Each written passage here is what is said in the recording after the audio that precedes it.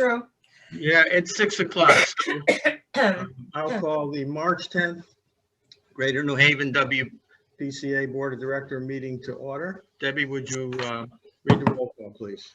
Joyce Alton, I'm here. Salvador DeCola, Present.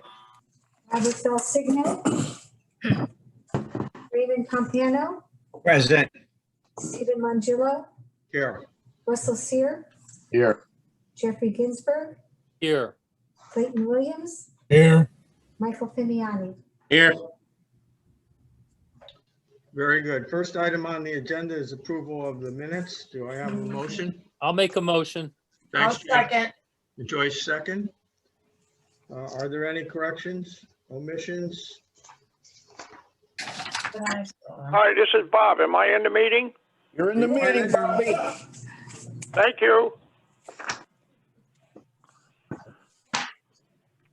Debbie, I wanted to ask you a question under Sid's executive updates. The last bullet point says vaccines and then Fairhaven Community Healthcare for Greater New Haven WC employees, but it doesn't say what you're trying to say there. Is that, I think I remember that they were going to do that, right? Not that they've done it yet. Well, this meeting was the 10th. I think we had started it by Some then. had got, Yeah. a few had gotten it before the 10th. Yeah. Some of the gentlemen found the plant Okay. that week of. Some had got it Tuesday. Any other comments, questions? If none, all those in favor? Aye. Any opposed? Minutes are carried. Do we have anyone from the public participating today?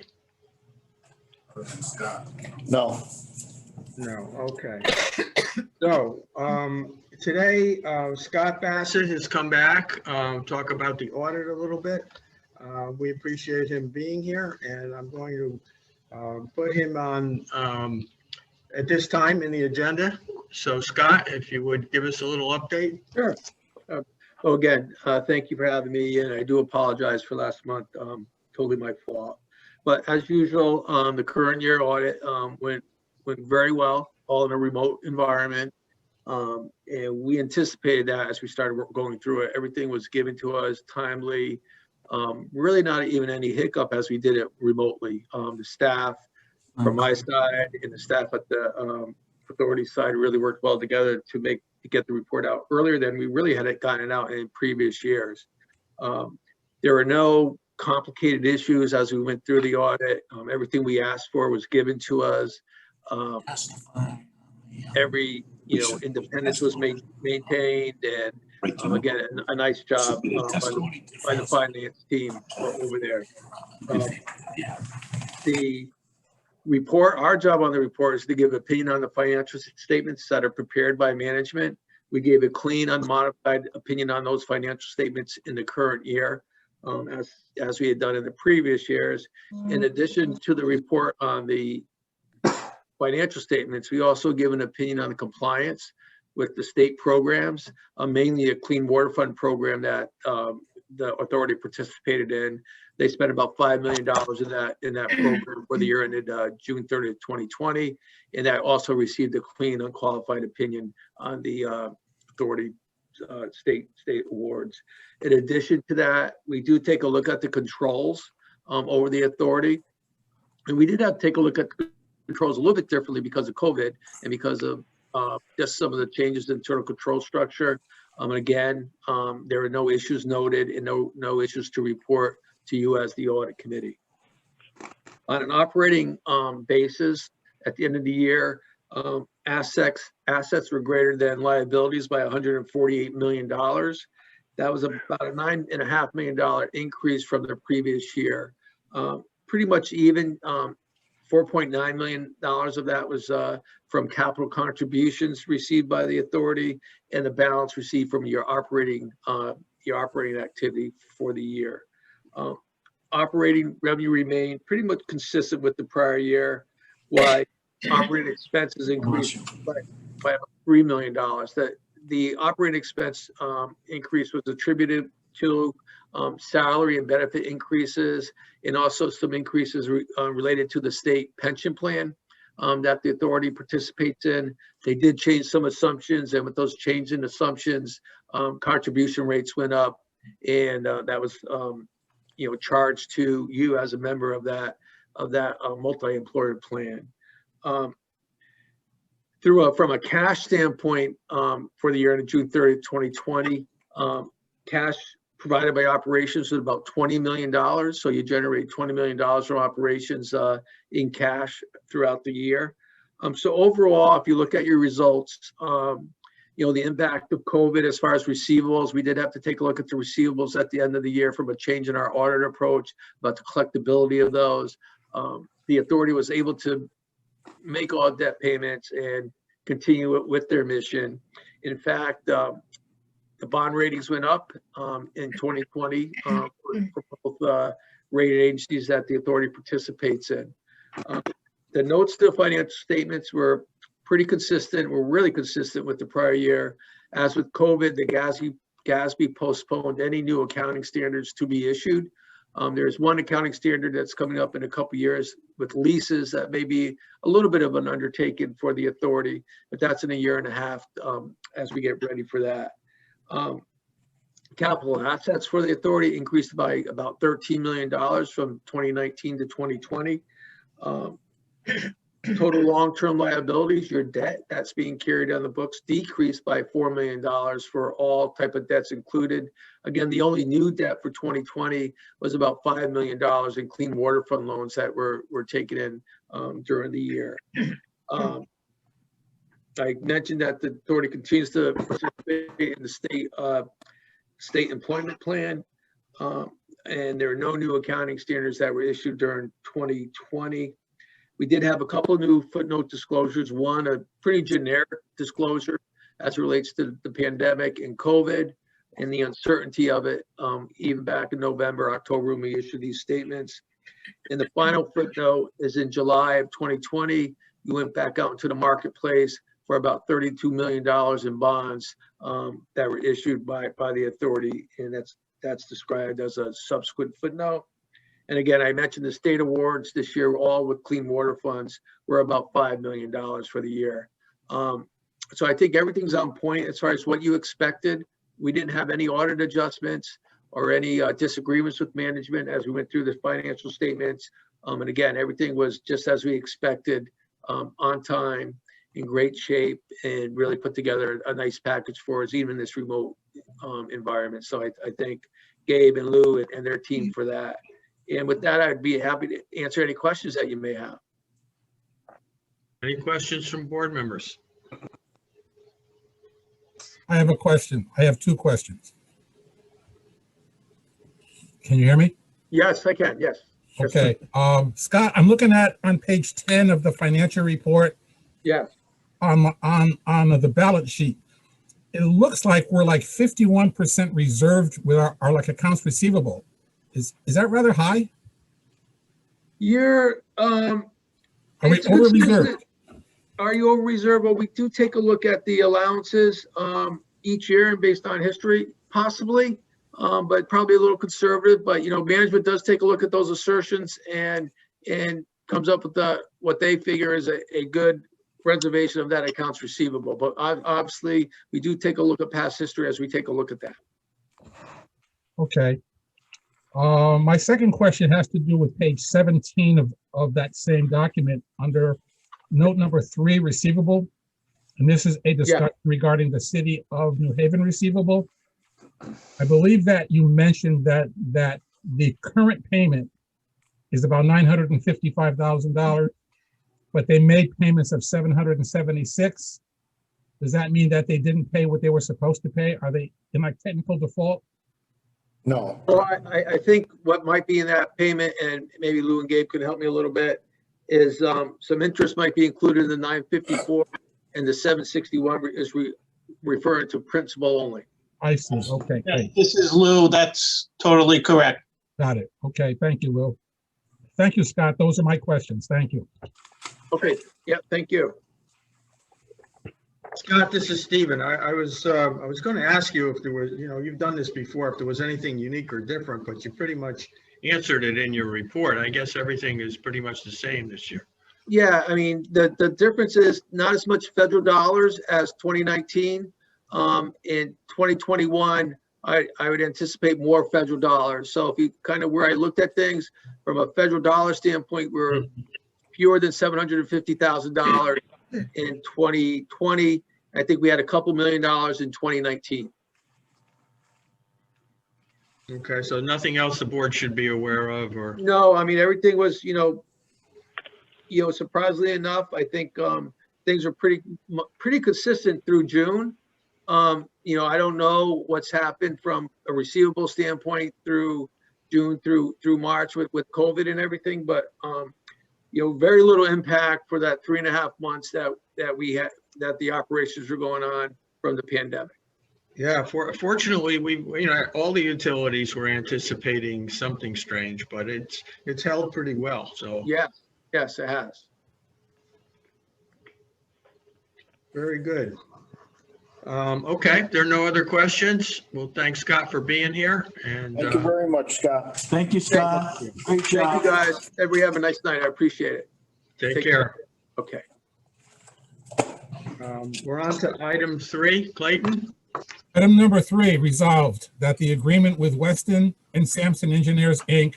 for design services related to the rehabilitation of the Woodbridge pump station, as further described in the exhibit to agenda item number 3, in an aggregate amount not to exceed $68,310, is hereby approved. And the executive director, Sidney J. Holbrook, be and hereby is authorized, empowered, and directed for and on behalf of the authority to negotiate, execute, and deliver such agreement and any and all reasonable and necessary documents in furtherance thereof. Thank you, Clayton. Is there a motion? I'll move it. Thank you. Second? Second. Thanks, Russ. Tom, are you going to discuss this? Yes, Mr. Chairman. How's everyone doing tonight? Good, how are you? Great.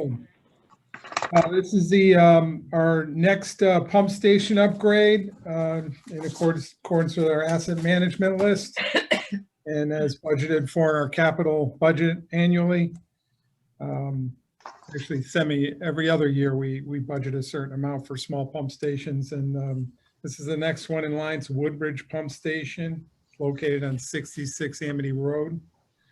This is commonly referred to as a can station. Can stations are ones that no one wants to really work on because they're really like a vertical coffin. You actually have to go down inside a can to work on the pumps down below grade, and the pumps are at the bottom of basically a manhole, and they're dry because the wet well is next to the can itself. And so, not fun to go work on them. They're confined space, lots of requirements around that. So since this is 1970, we're looking to replace the station with a submersible pump station. Well, you probably try to use the existing wet well. What else can I tell you about it? 30 horsepower pumps. It's got an outdoor panel and an existing generator. So we're going to replace all that. New panel, new generator. Wet well, we'll try to rehab. We'll get rid of the old can. We'll put new valve bypass piping for in case we have any events or we need to bypass the station. It's currently not equipped with that.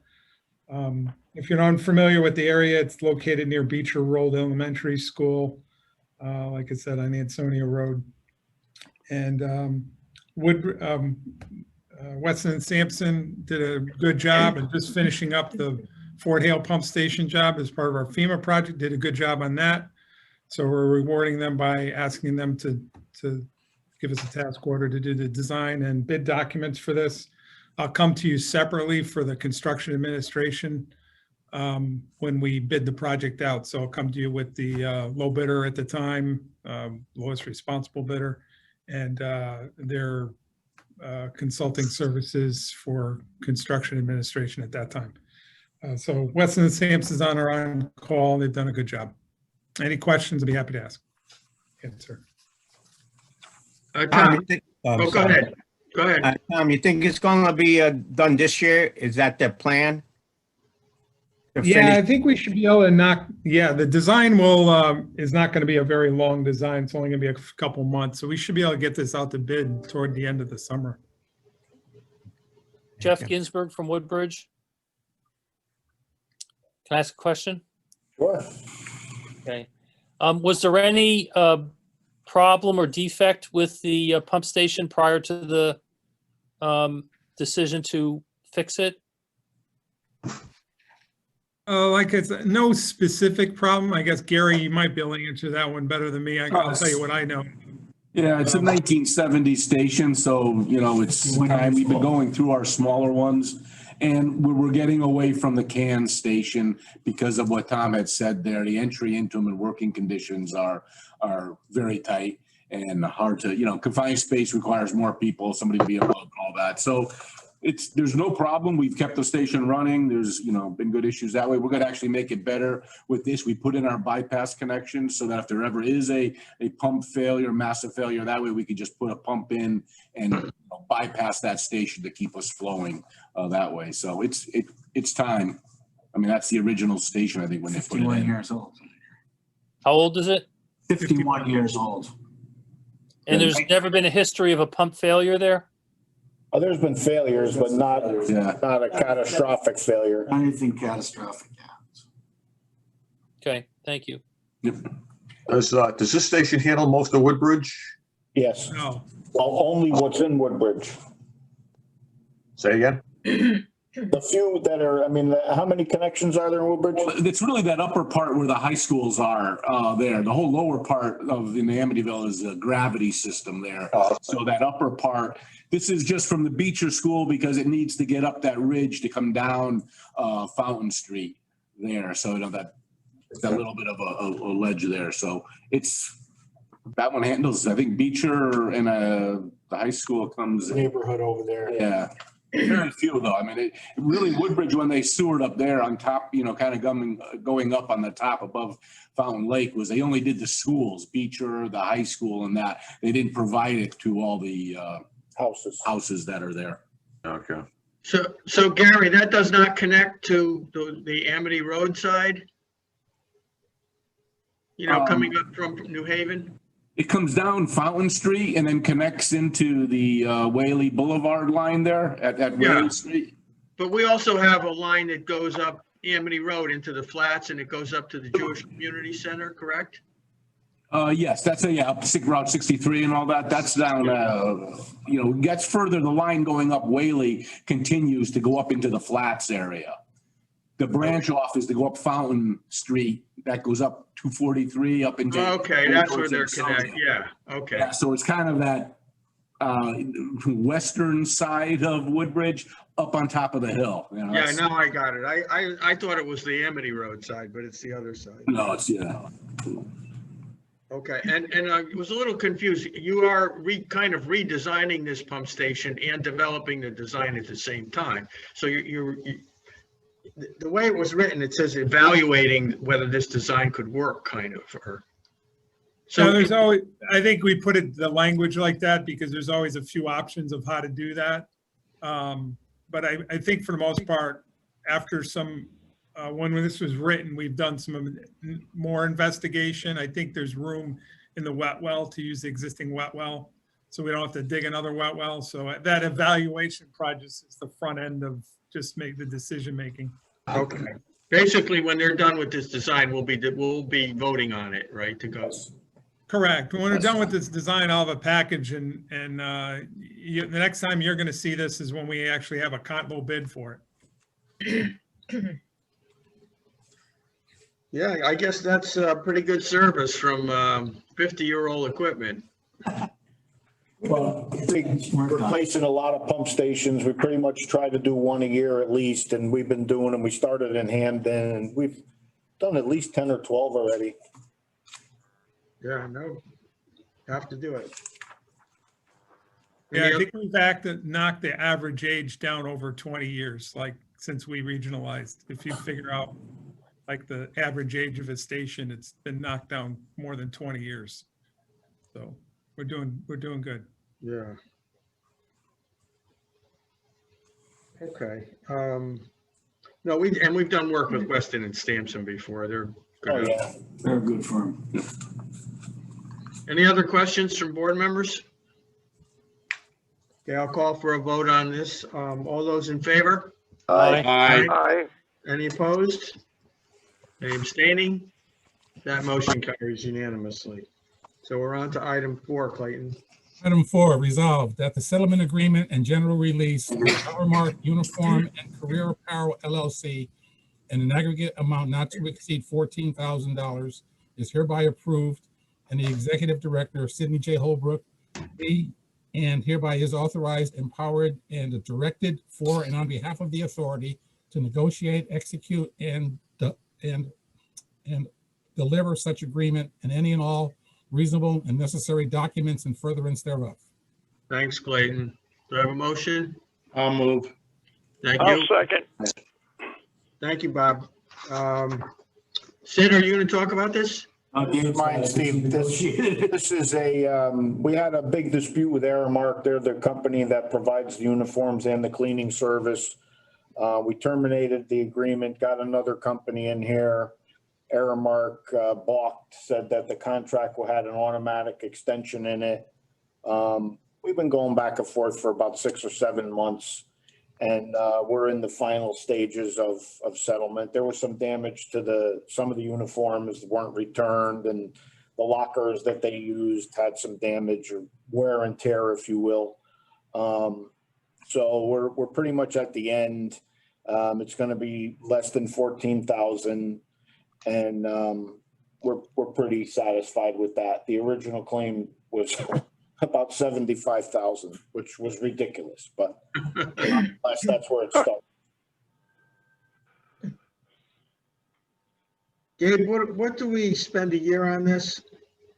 The budget for uniforms, Like 60, 70. 60, 70 a year, Steve. Okay. That's what they were looking for. I mean, we don't really, we've evaluated over the years. We don't really want them bringing any of this stuff home to be washed. So they get extra uniforms, and the company picks up the dirty laundry, replaces them. It's a problem for those guys to be bringing that stuff home to wash them, Yeah, no, I understand. But what was the problem with this company? They did a bad job. They weren't doing the repairs. They weren't keeping up with the maintenance. The guys were constantly complaining in regards to, they weren't happy with the service, the cleaning service itself.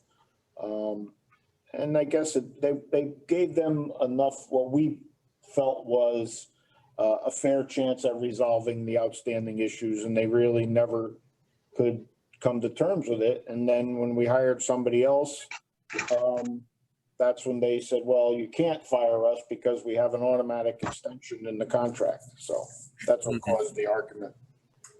We got a better price from the new company too, so. Oh, that's good. Yeah. Much better service. And they're providing a much better service. The guys are very happy with it. That's the best part. Yes. Any questions from board members? All those in favor? Aye. Aye. Any opposed? Any abstaining? That motion carries unanimously. Sid, executive summary? Yes, well, start off with some good news. No one's had COVID over the course of the last 30 days. That works here. Actually, we've been pretty fortunate throughout this whole pandemic. Gary Zarellick. Congratulations, Gary Zarellick. You've been chosen as one of the 6 in the New England top operating managers in New England, which is a huge award. It's the Alfred Peliquin Award, and unfortunately, Gary won't be able to go and get the award, so he'll be getting it virtually, and he'll have a 3-dimensional kind of like a mirror on his desk. Polygram. Is it a polygram? Of the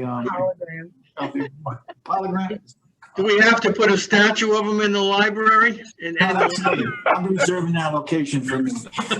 You gotta make up a bronze statue of like Gary. That's a very He's nice. gonna get a virtual increase in pay too. Virtual.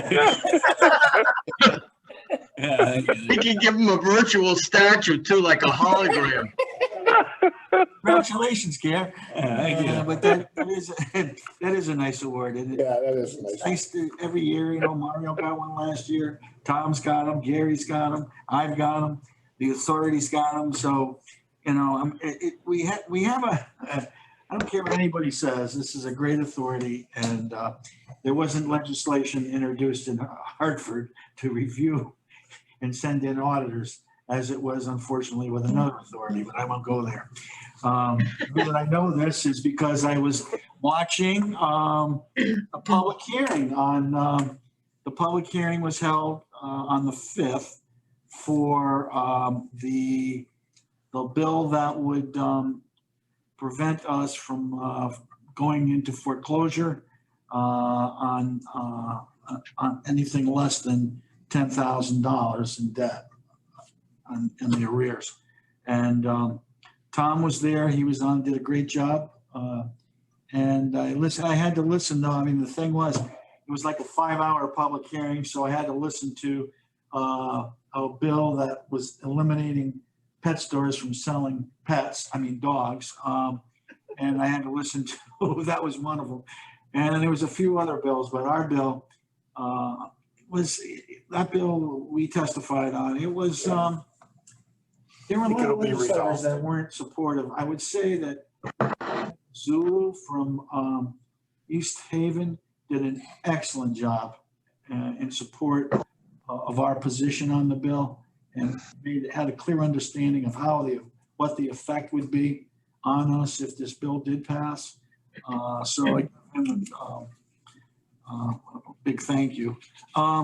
Sid, do we even have anybody in that range? I mean, how long would it take to get $10,000 in arrears? Well, there was a guy there from, who was that guy? I don't know, some housing, equal opportunity housing, something. He was the big proponent of the bill, It could take you 15 or 20 years.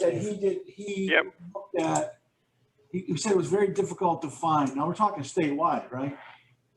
How many properties fit that category, and he found 2.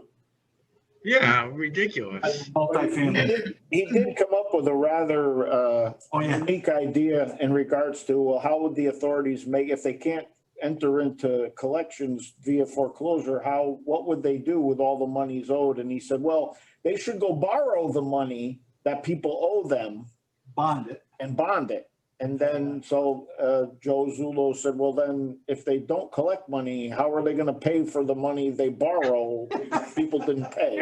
I mean, and the guy was like, well, they just pay for it, Yeah, it was ridiculous, really. You're going to borrow money from the people who've already demonstrated that they're not paying. It just. And he cited us. I mean, he used us as the example. He said, the Greater New Haven WPCA is a $43 million operate budget. He said, I don't know why they can't, let a few thousand people or a few hundred people go on this and just worry about it later on. And there's other alternatives to collection, and it went on and on and on. And it was just disheartening to listen to that.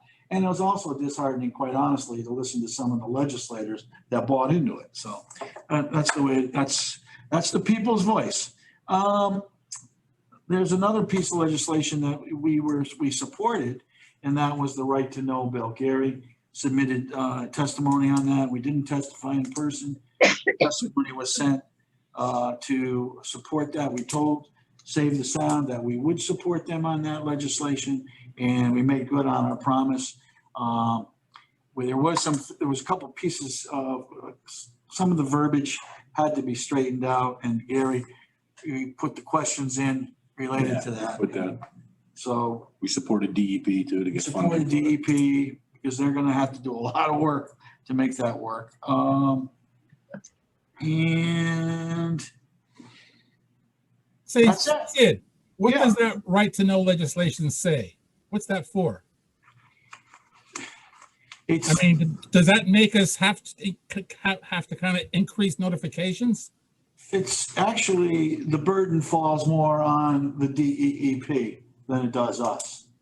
Interesting. And is a lot of requirements as far as notification of downstream CEOs.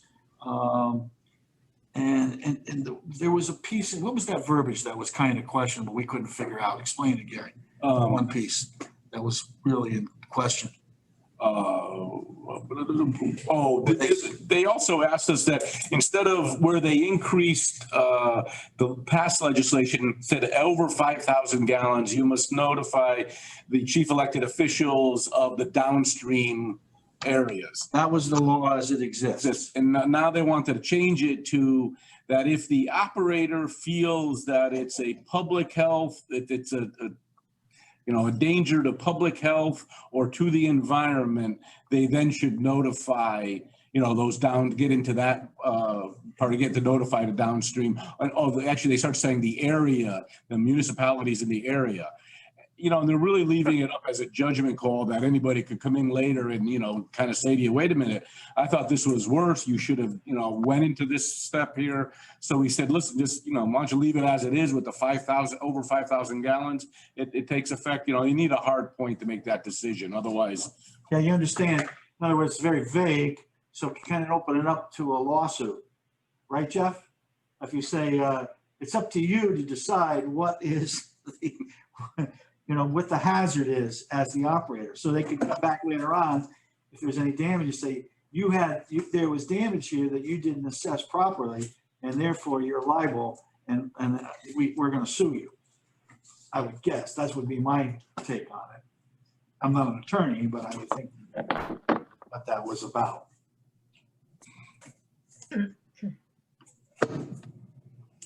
Nobody wants to say anything. Okay. That's it. Thanks. Thank you. Okay, any questions for Sid? Is there any more information about the situation between us and Save the Sound? Okay, we will be meeting with our legal people within the next couple of days. There really isn't a lot. The only thing I can tell you is that I have been, I have the knowledge that there are some environmental groups that are very dissatisfied with the what Save the Sound is doing, and I'll leave it at that. But I have been notified of that, and it's good to hear that from some other people other than just Save the Sound taking the action they have. Yeah, and Sid, there's nothing really to report at this time. Nothing has really occurred with the suit, and if and when it does, we'll go into executive session to discuss matters. Okay. All sounds good. Balls are in the air. We have any new business? No business, no. No. Okay. Steve, Steve. Yeah. I want to thank Tom for personally for giving me a heads up on the rehabilitation operations that are going to take place in East Haven. Being on the TNC, on the executive board, the very next day I was asked about it, and I was right up to date. And even though it was on the Facebook, Tom, I really appreciate it, Tom. Thank you for letting me give me that heads up. No problem, Ray. Thanks for the kudos. Ray, there's a community flyer that's put out for our projects too, that has a lot of information for residents. No, I didn't know that. I didn't know that, Steve. Yeah. So. What did you say it was? It's a community flyer, that lists the project, what the purpose of it is, what the timing is, any expected issues, if it involves closing a road or traffic, you know, anything that might be of interest or, you know, limiting to the public that they should be aware of. Yeah. But Tom can describe it a little better. From his office, you know, we get those for any area that they're working in. And it's a really nice communication piece with the public in all those areas so that they're informed about what we're doing. Yeah, I would like to get that. Ray, you did get the sheet that we use is up on our website, and then the website has, our website has a little more information on the lining process and how we go about notification once we come to actually construction. So you did get the actual summary sheet though that we use for projects. That's, Yeah, the one you sent me. yes. Yeah, but the website, what would that be? WW Greater New Haven WPCA?